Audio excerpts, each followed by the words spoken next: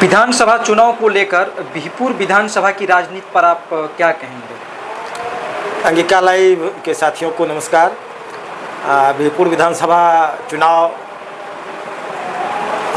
जो सब दिन एक मुश्किल भरा चुनाव रहा है और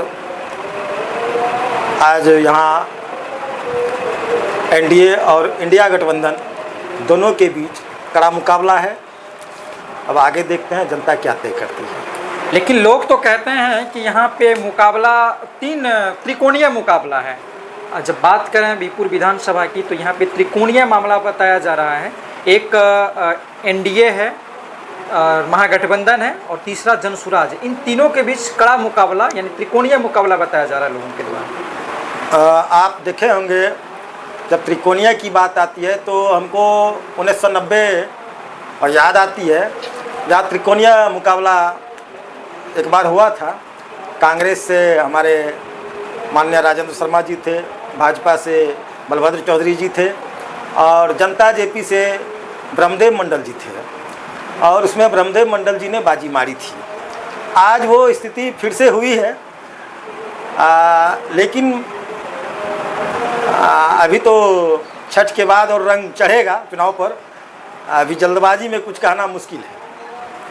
इंडिया गठबंधन की जो प्रत्याशी हैं उस पर बाहरी होने का आरोप लगा रहे हैं लोग कि वो बाहर से आई हुई हैं यहाँ चुनाव लड़ने, क्या कहेंगे? ऐसा तो बहुत सारे विधानसभाओं में होते हैं, यहाँ भी हुआ है। लेकिन बिहपुर विधानसभा का एक इतिहास रहा है कि बाहरी को कभी स्वीकार नहीं किया गया है।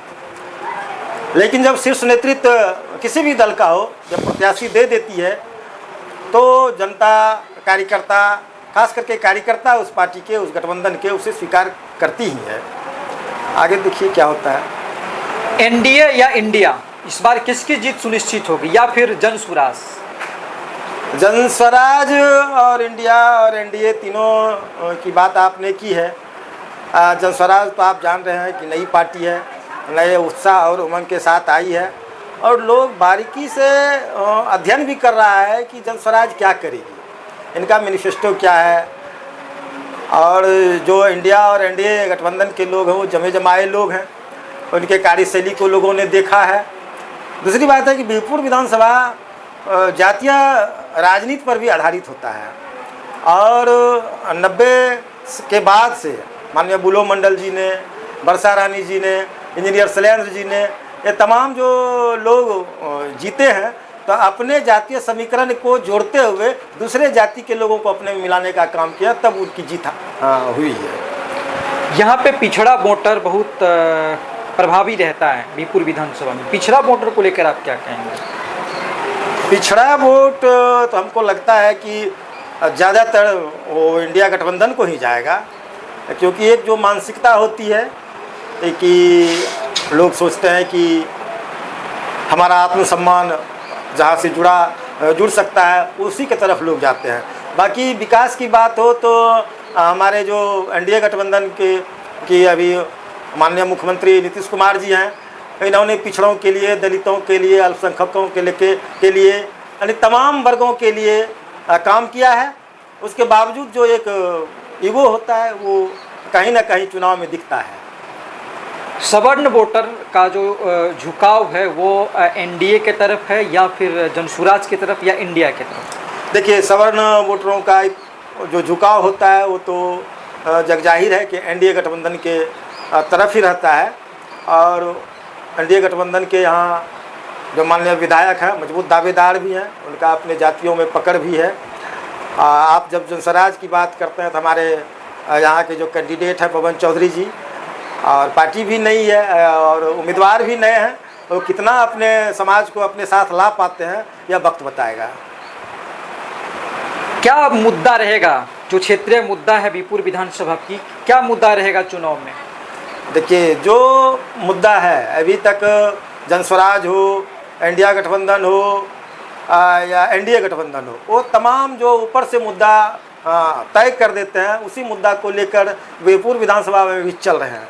लेकिन बिहपुर विधानसभा का अपना मुद्दा है, अपनी समस्याएं हैं, इस पर भी यहाँ के जनप्रतिनिधियों को बात करनी चाहिए। आप जानते हैं कि बिहपुर विधानसभा गंगा और कोसी के मुहाने पर बसा हुआ है, लगातार बाढ़ से यहाँ के लोग ग्रसित रहते हैं, कटाव से ग्रसित रहते हैं। आप देखिएगा कि विस्थापितों की संख्या, विस्थापितों की समस्या वो आज भी मुबाए खड़ी है। जब हम बेहपुर से पूरब की बात करते हैं, खड़ीक और वहाँ हाई लेवल तक, तो खेती किसानी की जो समस्या है उस पर लोग बात नहीं करते हैं, रोजी रोजगार की समस्या है उस पर बात नहीं करते हैं। और बेहपुर से जब पश्चिम पर आते हैं तो यहाँ एकदम गंगा और कोसी का सिकराव होता है। आप देखिएगा जो इधर बांध है, दोनों तरफ बांध है, कोसी में भी जो बांध है उसमें हजारों एकड़ जो ज़मीन है वो पानी के जमाव से ग्रसित रहता है, जिससे कि किसान त्राहिमाम है। उसमें स्लूइस गेट नहीं है। और इधर जब हम गंगा के बांध की तरफ देखते हैं तो लगातार यहाँ से लेके जो हमारा शाहजादपुर, बैकुंठपुर, दुधेला है वो बाढ़ से प्रभावित रहता है और कटाव से भी प्रभावित हो रहा है। तो इस पर कोई भी कैंडिडेट, उम्मीदवार बोलने के लिए तैयार नहीं है, उनको बोलना चाहिए। इन सब जो मुद्दे हैं उन पर अस्थाई समाधान के लिए क्या कर रही है सरकार, या फिर लोग जो है कि अपने तरीके से इसको कैसे हैंडल करेंगे? देखिए, स्थानीय लोगों से यह होने वाली नहीं है, यह सरकार की चीज़ है। और हमारे जो भी माननीय जीत के जनप्रतिनिधि जाएंगे सदन में, चाहे बिहार विधानसभा के सदन में हो या भारत के लोकसभा का सदन हो, वहाँ इस मुद्दे को गंभीरता से उठाना चाहिए और वैज्ञानिक तरीके से, आधुनिक तरीके से इन पर नियंत्रण करने की कोशिश करनी चाहिए, और यह सरकार से ही संभव है। बीहपुर विधानसभा के 3 प्रखंड, खरीक, नारायणपुर और बीहपुर, इन सब में जो रेलवे स्टेशन है उसकी क्या समस्या है? इत्तेफाक से बीहपुर विधानसभा में 3 रेलवे स्टेशन है। जैसा आपने कहा, बीहपुर, नारायणपुर, खरीक, तीनों की स्थिति बहुत बदतर है। आप जब पिछले दिनों को याद कीजिएगा तो बीहपुर स्टेशन जो था एक एकदम हरा भरा स्टेशन हुआ करता था, कर्मचारियों से भरा, सब सुविधा, स्टेशन पर सब सुविधा थी। आज वो नगण्य है। नारायणपुर में आप देख लीजिए, कहीं बाउंड्री वाल नहीं है, कहीं शौचालय नहीं है। 7 जोड़ी एक्सप्रेस ट्रेन नारायणपुर में रुकती है और कहीं प्रतीक्षालय नहीं है, स्पेशल वो आरक्षण का टिकट घर नहीं है, मना कुछ नहीं कहा जाए तो एक मनो जो मूलभूत सुविधा होनी चाहिए वो भी नहीं है। प्लेटफॉर्म इतना नीचे है 2 नंबर का कि पैसेंजर जो है गिर जाता है, कभी कभी महिलाओं को तो बहुत दिक्कत होती है। तो खड़ी का भी वही हाल है, बीहपुर का भी वही हाल है, इसलिए इन सुविधाओं को बढ़ाने का काम करना चाहिए। शाहजादपुर और बैकुंठपुर, दुधेला, नारायणपुर प्रखंड क्षेत्र का 2 ऐसा पंचायत है जिसको भागलपुर, नौगछिया के रास्ते घूमकर अपना मुख्यालय, प्रखंड मुख्यालय आना पड़ता है। इसके लिए आप लोगों ने क्या मांग रखा है, क्या सोचा है? आपने देखा होगा कि जो नौगछिया से वो ढोलबज्जा की तरफ जाता था पहले, और नाव से लोग जाते थे, और वहाँ उस समय की सरकार ने पीपा पुल दिया था, और बाद के दिनों में लोगों के आंदोलन के कारण वहाँ पक्की पुल, यानी कि 2 पुल अब वहाँ हो गया है। लेकिन शाहजादपुर और बैकुंठपुर, दुधेला के लिए के वासियों के लिए कोई सुविधा नहीं है। हम मांग करते हैं जनप्रतिनिधियों से कि वो सदन में इस बात को रखें कि यहाँ पीपा पुल दिया जाए ताकि लोगों को यहाँ आने जाने में सुविधा हो। चलते चलते एक सवाल है, ये जो चुनाव है 2025 का, इसमें मुख्यमंत्री कौन बनने जा रहे हैं? तेजस्वी जी, नीतीश जी, या फिर कोई अन्य? देखिए, हम तो जब जदयू के हैं और जो बिहार को कुशल नेतृत्व देने का काम नीतीश कुमार जी ने किया है, मेरी इच्छा तो है कि नीतीश कुमार जी फिर से हों, लेकिन वो आने वाला समय बताएगा। राजनीति तो अनिश्चितताओं का खेल है, कब क्या कैसे पलट जाए कहना मुश्किल है, लेकिन हमको लगता है कि नीतीश कुमार जी से बेहतर कोई मुख्यमंत्री नहीं होंगे। आपका परिचय? मेरा नाम रणजीत कुमार मंडल है, मैं जदयू कार्यकर्ता हूँ।